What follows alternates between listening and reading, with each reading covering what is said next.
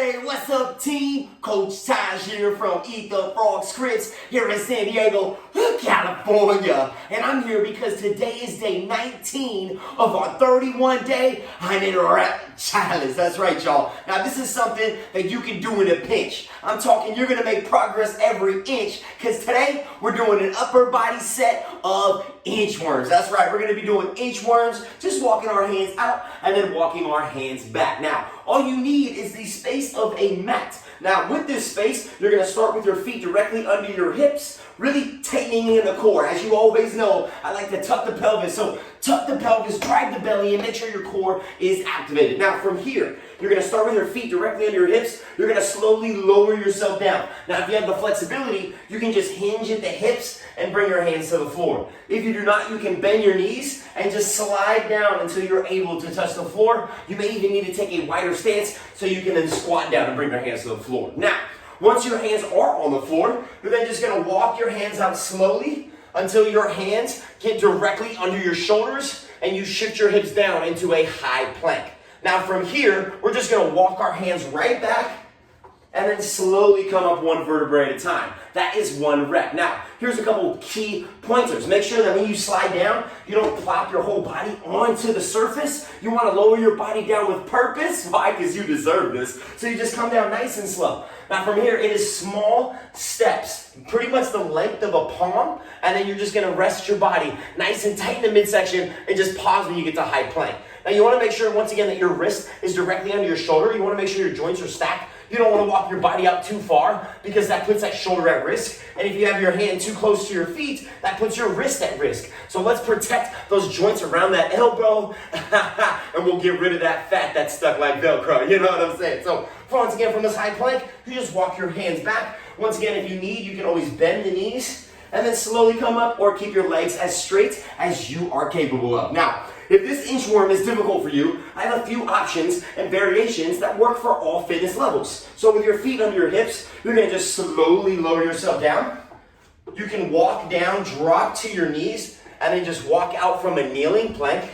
Slowly walk back, shift your feet back, and then come up from here. Now, if you don't want to get all the way on the floor, guess what? Got another option. You can come to an elevated surface like a couch. Let's say a bed, maybe a desk or your coffee table, whatever height that you feel suits you best. You're just going to find that space. You're going to slowly walk your hands out into that high plank and then slowly walk your hands back. The further you are from the furniture, the more difficult this variation will be because your body will be more vulnerable. The closer you are to the furniture, the easier the exercise will be. So there's two great options for you. Once again, if you want, when you come down to your knees, when your feet are under your hips, if you want to go straight here and then just walk out, and then walk back to just a kneel, that's great, especially if you're having difficulty coming up from the floor to a standing position. So with that first option, you can always just stay here on your knees, walk out into a kneeling plank. You can even pop up to your toes if you want add a little extra spice to your upper body life, and then just slow yourself down, walk back, and then pop up on those knees.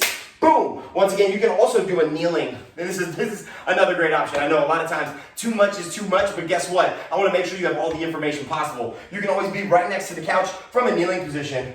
Just walk your hands out and then walk your hands back. Anything that will allow you to practice walking your hands. Even if you're leaning against a wall, you could just be leaning against a wall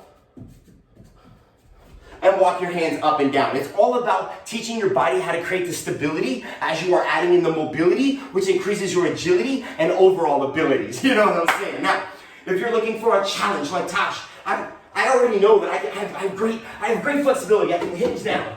I can come up to the high plank. I can quickly go back, and then boom, that's a rep. Well, guess what? I got a challenge for you. What you can do it with a push-up added in. So you'll slowly walk your hands out. Once you get to the full extension, add a push-up, and then walk your hands back. Now, if that's not enough, maybe you're on an elevated surface. So you stand up in front of a couch, you just walk your hands out from that couch. Once you get to full extension, walk your feet up, and then do a push-up from this position. Set your feet back down, walk your hands back, and then stand. Another challenge, if you're like, ooh, Taj, I want to spice it up in my upper body, maybe even add a little bit of core in there, a little extra. Well, guess what? You can slowly walk your hands out, and you can go into a push-up jack where your hands and your feet go out, they come in, and then you walk up. Now you can do any type of push-up variation at the full extension. You can even do an add-on, where the first one you do 1, the next one you do 2. So every time you walk out, you add a push-up. So let's say that's my first one. Walk back, boom, that's 1. Next time I go out, how many am I doing? 2. 1, 2. And then the next time I go out, it'll be 3, and then 4, all the way to 100 if you want to be extra sore. Totally up to you. So there you go. You got options. You got challenges. You got the regular variation. But this inchworm is all about taking your time and getting your body to the high plank, walking your hands back, and being able to get up from the floor. This is a very practical, realistic movement that will definitely help you in a myriad of ways in the entirety of your life. So once again, feet under hips, slowly walk your hands out to the high plank, pause, squeeze your glutes when you get to the full extension, and then back up. If you need an option, you can always walk your hands out lower to your knees, extend out from the kneeling position, and then walk back up from there. Or you can stay on your knees. You can walk your hands out in the kneel, and then come right back up to the high kneel, and then walk your out to a kneeling plank, and then back.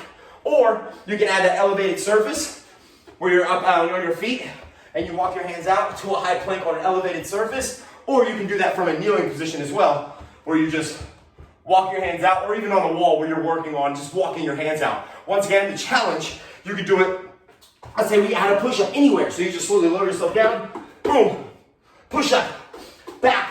You can even add that plank jack and that squat and that push-up jack where you go down, or let's say you go out and down. You could even just, here you can do a palms to elbows, do that plank push-up. You can walk your hands out, and do a tricep push-up. You have so many push-up variations, and once again, you can add that elevated surface for your feet, so you can add a little bit more heat while you compete with yourself. Once again, you can just walk your hands out. Once you get to the high plank, make sure you're close enough to the couch, walk your feet back, push up, lower the feet, and then repeat. There you go, team. Day 19, inchworms. Walk it out, walk it in, and then do it all over again. You know what I'm saying? I'm about to go get my 100 reps. You go get yours. Let's get it, team.